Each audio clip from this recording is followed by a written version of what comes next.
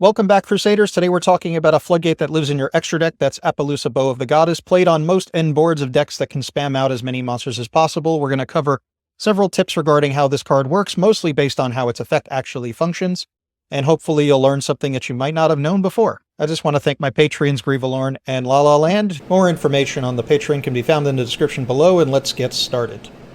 Apollousa Bow of the Goddess is a Link 4 Wind attribute fairy type monster with question mark attack and can be made with 2+ monsters with different names, excluding tokens. So before we even discuss Apollousa's first effect, here's tip number 1. Make sure if you see your opponent make Apollousa to double check that they're not using any tokens or monsters with the same name. Also be on the lookout for cards that are treated as having the same name in such decks such as Cyber Dragon, Harpy Ladies, or Spiral, and I'm sure there will be more decks made over the course of time which have that gimmick of monsters sharing the same name, at least while they're on the field. So make sure you're making your Apollousas legally, and make sure your opponent is also making Apollousa legally. Apollousa's first effect is a Uniqueness effect, and it is neither continuous nor activated. Usually effects like this are called unclassified, and it says you can only control one Apollousa Bow of the Goddess, which brings us to tip 2. If you take control of your opponent's Apollousa Bow of the Goddess, you cannot directly link it off into your own Apollousa, even if it's negated, because the effect of the one in your extra deck is not negated. These types of rules regarding the Uniqueness clause are established by the Rivalry of the Warlords and Gozen Match official ruling document on the Konami webpage, and then discuss what happens when trying to summon monsters that you cannot control. You can still very easily link off the Apollousa into another monster as a stepping stone to just make that monster into an Apollousa, but you'll probably have one less negate. If your opponent tries to take your Apollousa and they're not familiar that they can't link it off into another Apollousa, you should at least be aware of this and try and force them to go into the stepping stones. They might have to make a Dark the Dark Charmer or an IP Masquerena before they intended to do so, just because they thought they can link off Apollousa for Apollousa. Also, if a player tries to take control of Apollousa while they control another one, whichever one is acquired second will automatically be sent to the graveyard, which is also part of the rulings regarding Gozen Match. If you manage to take control of a monster that you're not allowed to control, it'll be sent to the graveyard by game mechanics, whichever one you got second. There is an exception though, because Apollousa's effect is what's making you send them. This will not apply if both copies have their effects negated. So you can control 2 Apollousa Bow of the Goddess in the one scenario where both of them are negated at the same time. You won't be able to summon one, but you will be able to take control of another one. Even though you're not allowed to attempt to summon another Apollousa, you are allowed to attempt to take control of it. If you're not familiar with the concept of by game mechanics, it means what has to happen in a scenario, because it wouldn't make sense to not do anything. Such as if you negate the activation of a continuous spell card, where should it go? It goes to the graveyard because it wouldn't make sense to stay in your hand. In general, taking control of an opposing Apollousa can be super valuable, as you'll be trading one card, such as Triple Tactics Talents or Change of Heart, using one card to take multiple negates away from your opponent in exchange for multiple negates for yourself. Apollousa's second effect determines its attack value based on the number of monsters used for its link summon. It says the original attack of this card becomes 800 times the number of link materials used for its link summon. So if you were to make it with 2 monsters, it'll have 1600 attack, 3 monsters it'll be 2400 attack, and if you use 4 monsters, it'll have 3200 attack. This effect is continuous, but starts applying the moment its link summon is successful, and it'll be kept track of from there. So our third tip is what happens when Apollousa is negated. Well, if it's negated, its attack will be reduced to 0. Assuming it wasn't from, like, Forbidden Droplet, which would have its attack first, then negate it, but at the end of the turn, if negated by Droplet, it'll eventually drop down to 0.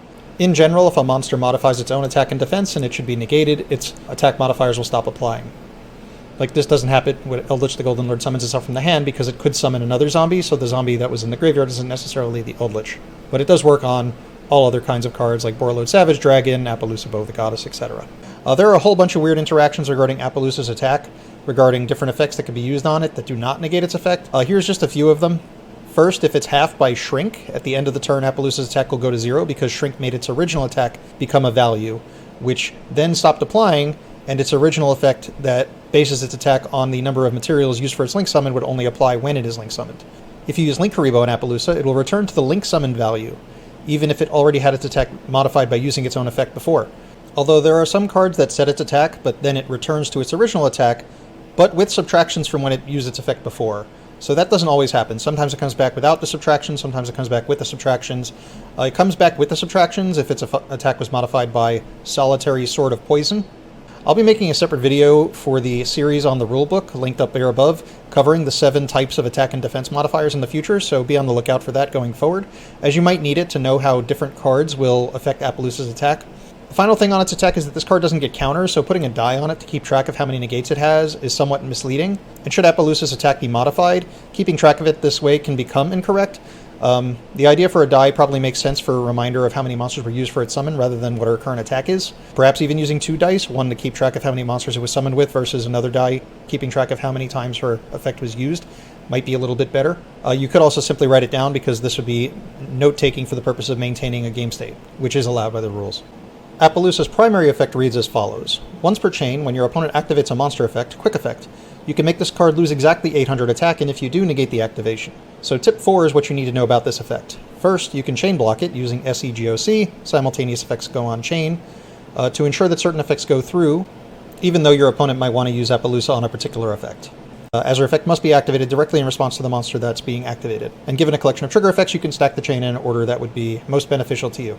So something I'll do every once in a while is I'll use the activated effect of the Phantom Knights of Rusty Bardiche to destroy a card on the field, and I'll chain the effect in the graveyard of the Phantom Knights of Tornscale, because most likely I'll have summoned Breaksword using Fogblade to the zone that Rusty points to.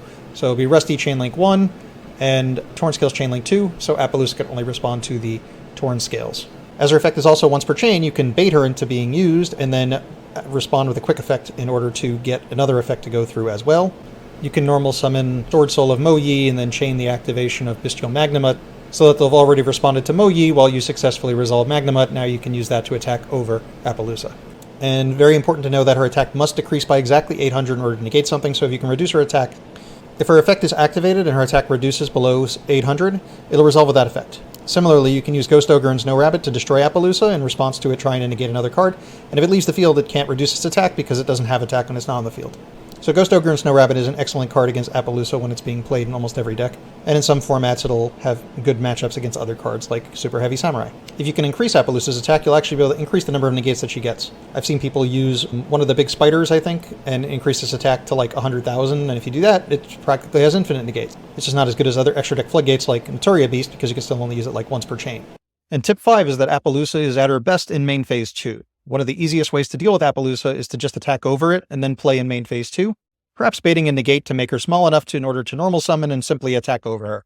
But if your opponent has to waste their battle phase to play the game, you've ensured that you have another turn to play back. Preferably you can protect her from being destroyed in the battle phase at all, so that not only can they not play in main phase 1 because they have to deal with Apollousa, but they'll also not be able to play in main phase 2. You can use Forbidden Droplet to simply make her win in battle over the monster that's trying to attack over her. I've also covered 5 tips about Forbidden Droplet in this video linked up here, and I'm sure it'll be relevant as soon as Arise Heart is gone from our format and we don't have to deal with it ever again.